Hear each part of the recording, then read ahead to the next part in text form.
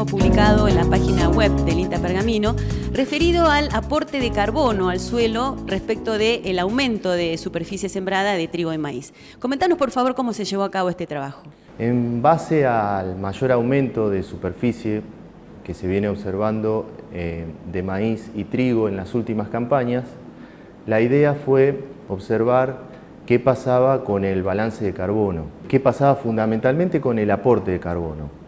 El maíz, al ser un cultivo más voluminoso, con mayor rastrojo dejado en el suelo después de su cosecha, también tiene una mayor restitución al suelo.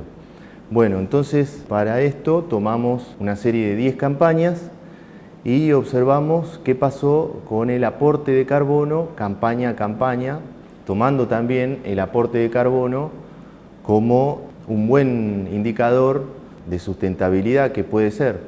Decimos que sistemas productivos con una mayor reserva de carbono o una reserva de carbono en aumento en su suelo son más sustentables, y por otro lado, por el contrario, sistemas productivos donde la reserva de carbono en el suelo va disminuyendo, decimos que lo estamos degradando.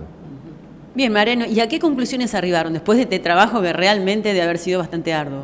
Vimos dos grandes grupos de campaña y en qué se diferencian.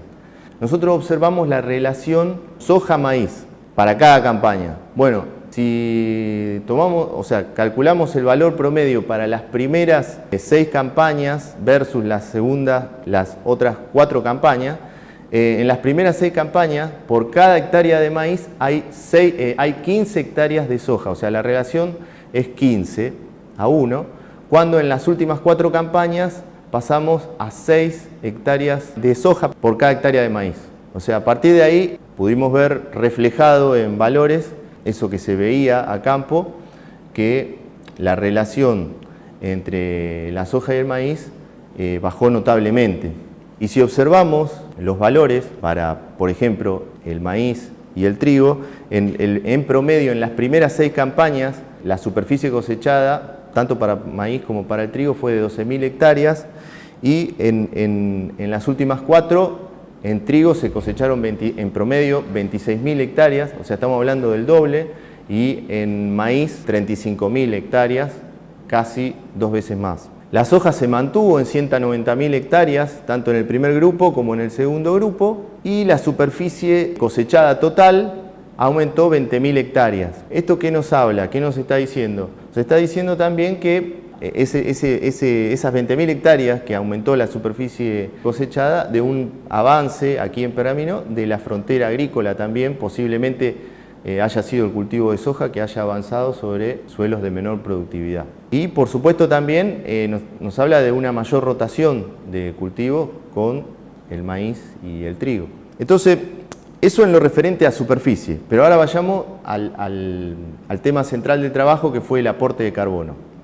En esos dos grandes grupos de campaña hay un 26% más de aporte de carbono en el segundo grupo de campaña, o sea, en las últimas 4 campañas. Concretamente, en las primeras 6, el promedio de ese aporte de carbono fue 3,8 toneladas de carbono por hectárea, y en el último y en las otras 4 campañas fue de 4,8 toneladas de carbono por hectárea. Es decir, que hay 1 tonelada de carbono por hectárea de diferencia entre los dos grupos, sin descartar que todavía hay un desbalance importante en la secuencia de cultivos anuales. Estamos hablando de todavía un 6-1, que son esas 190.000 hectáreas de soja versus 35.000 de maíz y 25.000 de trigo.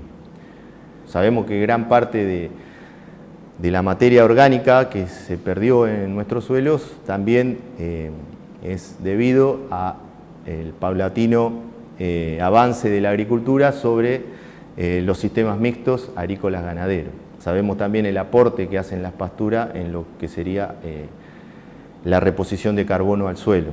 Por otro lado, hay otras, digamos, sin dejar de considerar decisiones que sí están al alcance del productor en lo que se refiere a un mayor aporte de carbono, como pueden ser que incluso se están usando cada vez más el uso de cultivo de cobertura o el uso de excretas de animales que se traen, digamos, son residuos en otras producciones que se traen a estos cultivos extensivos, como puede ser la cama de pollo, el guano, y no dejan de ser también un aporte al suelo.